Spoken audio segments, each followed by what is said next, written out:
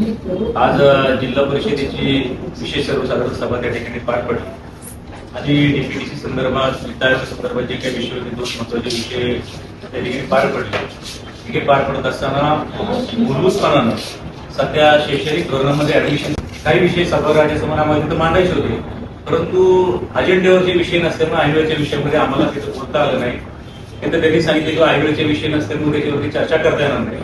परंतु ही जिल्हा परिषद, या जिल्हा परिषदेच्या दृष्टीने शिक्षण विभाग फार महत्वाचा आहे आणि अशी आमची खात्रीशीर पत्र देखील माझ्याकडे आहे की आरटीए विषयामध्ये, आरटीए ऍडमिशन प्रकरणामध्ये प्रचंड मोठा भ्रष्टाचार त्या ठिकाणी शिक्षण विभागामध्ये झालेला आहे, चालू आहे. तो कसा झालाय की जर एखाद्या पालकाला आरटीआय मध्ये ऍडमिशन पाहिजे असेल तर त्या ऍडमिशन प्रक्रियेमध्ये सुरुवातीला त्याला सांगितलं होतं की बाबा तुझा नंबर नाही लागला, त्याच्यामध्ये अडचण आहे, तुझा पत्ता चुकीचा आहे, तुझं हे चुकीचं आहे. आणि नंतर हे सगळं केल्यानंतर तो पालक काही मध्यस्थीमध्ये त्याच्याकडे पाठवले जातात आणि 50,000 पासून तर 1,00,000 रुपयापर्यंत त्याच्याकडनं पैसे त्या ठिकाणी घेतले जातात. हा अतिशय गंभीर प्रकार आहे, शिक्षण व्यवस्थेला लाजिरवाणा प्रकार आहे. आणि तो पालक देखील कधी कधी नाईलाज असतो, आपला मुलगा 8वी पर्यंत जर त्याला फ्री शिक्षण मिळणार आहे तर 50,000 ते 1,00,000 रुपये द्यायला तयार होतो. वस्तुस्थिती आहे, अतिशय गंभीर प्रकार हा शिक्षण विभागामध्ये चालू आहे. आम्हाला हा प्रश्न सभागृहाच्या समोर मांडायचा होता, पण ऐनवेळी तर मांडता आला नाही. परंतु आता देखील आम्ही अध्यक्ष सेवा असतील, उपाध्यक्ष असतील, शिक्षण विभाग असेल, आमची भूमिका ही मागणी आहे याच्यावरती सखोल चौकशी झाली पाहिजे, चौकशी समिती झाली पाहिजे. असं कुठं कुठं झालंय, काय काय झालंय, कारण जिल्ह्याची व्याप्ती आणि जिल्ह्याचा शिक्षण विभाग हा मोठा आहे, याच्यामध्ये फार मोठं तोडपाणी त्याच्यामध्ये चालू आहे. असं आम्हाला वाटतं बाबा शिक्षण विभागाची वाटचाल महसूल विभागाकडे चालू आहे की काय. त्याच्यामुळे हे जिल्हा परिषदेसाठी, जिल्हा परिषदेच्या संस्कृतीमध्ये अतिशय चुकीचा प्रकार आहे. एकाच वेळी आपण खानवडी सारखी शाळा आदरपूर्ण विद्यार्थ्यांसाठी मोफत सगळं शिक्षण किंवा एक मॉडेल तयार करतो आणि एकाच बाजूला शिक्षण विभागामध्ये चुकीचं काम होत असेल तर ही अतिशय गंभीर बाब आहे. आम्ही तीनही गटनेते, आमचे सगळे जिल्हा परिषदेचे सगळे सदस्य याच्यामध्ये आम्ही पाठपुरावा करणार आहे. ठोसपणानं कारवाई याच्यामध्ये झाली पाहिजे ही आमची भूमिका आहे. आणि अनेक विषय बऱ्याच शाळांमध्ये तोंडी आदेशाने शिक्षक आहेत, हा पण एक मोठा गैरव्यवहार आहे. तोंडी आदेशाने कसे शिक्षक राहू शकतात आणि मग कुणीतरी हात चालाकी करून कुणाच तरी बाबा तू इकडे काढ, तू तिकडे काढ, हे सगळे गंभीर प्रकार आजही ग्रामीण भागामध्ये, तालुक्यातल्या शिक्षक व्यवस्थेमध्ये चालू आहे.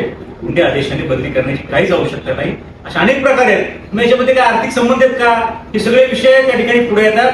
एवढंच काय तर आम्हाला त्या गणवेशाचा देखील विषय कळाला. अरे गणवेश ठरवायचा अधिकार त्या शाळा व्यवस्थापन समितीला आहे. काही अधिकारी मनमानी करायला लागले की बाबा आम्ही सांगत त्याच कॉन्ट्रॅक्टरकडून गणवेश घ्यायचा, ही कुठली मनमानी आहे, याची देखील चौकशी झाली पाहिजे. ती शाळा व्यवस्थापन समिती, तो शाळा तिथले पालक घेतील ना, त्या कोणाला वाटेल असं तालुक्याच्या कुठल्या अधिकाऱ्यांनी निर्देश द्यायचं कारण नाही की मी सांगत त्याच कॉन्ट्रॅक्टर याच्याकडून तुम्ही गणवेश घ्यायचे. म्हणजे याच्यामध्ये तुम्हाला आर्थिक किती संबंध जोपासायचे का, शिक्षण विभागात काय चाललं या गोष्टीबाबत हे सगळे गंभीर विषय आहे. हे खरं सभागृहाच्या पटलावरती आम्हाला आणायचे होते, तो आजच्या याच्यामध्ये आला नाही, पुढच्या टीव्हीमध्ये नक्की आणू.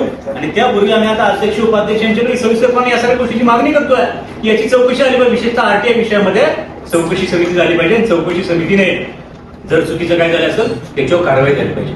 हे असे अनेक प्रश्न आहेत आणि ते पुणे जिल्हा परिषदेला न शोभणार आहे. पुणे जिल्हा परिषदेच्या इतिहासामध्ये ही ब्रँड आहे आणि ह्या ब्रँडला, शिक्षण क्षेत्राला काळीमा फासणाऱ्या जर घटना काही जर घडत असतील तर ह्या चुकीचे याच्यामध्ये आम्ही सगळे प्रामुख्यानं पुढाकार घेऊन त्याच्यामध्ये भविष्यामध्ये कारवाई करण्यासाठी आग्रही राहणार. ते नाव सांगा का सगळ्यांना. मी ॲडव्होकेट विजय सिंह शिंदे पाटील, जिल्हा परिषद गटनेता आहे. हे शिवाजीराव दुसरे हे भाजपचे गटनेते, हे आमच्या दरेकरता येईल शिवसेनेचे गटनेते, हे आमचे सगळे जिल्हा परिषदेचे सदस्य आहेत.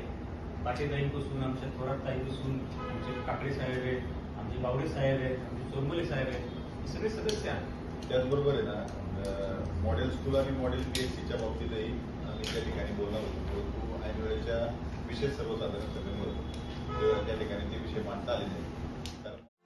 महाराष्ट्रातील ताज्या घडामोडी पाहण्यासाठी आजच आपल्या न्यूज 15 मराठी या चॅनलला यूट्यूबवर सबस्क्राईब करा. तसेच इंस्टाग्राम आणि ट्विटरवर फॉलो करायला विसरू नका. न्यूज 15 मराठी, आवाज जनसामान्यांचा.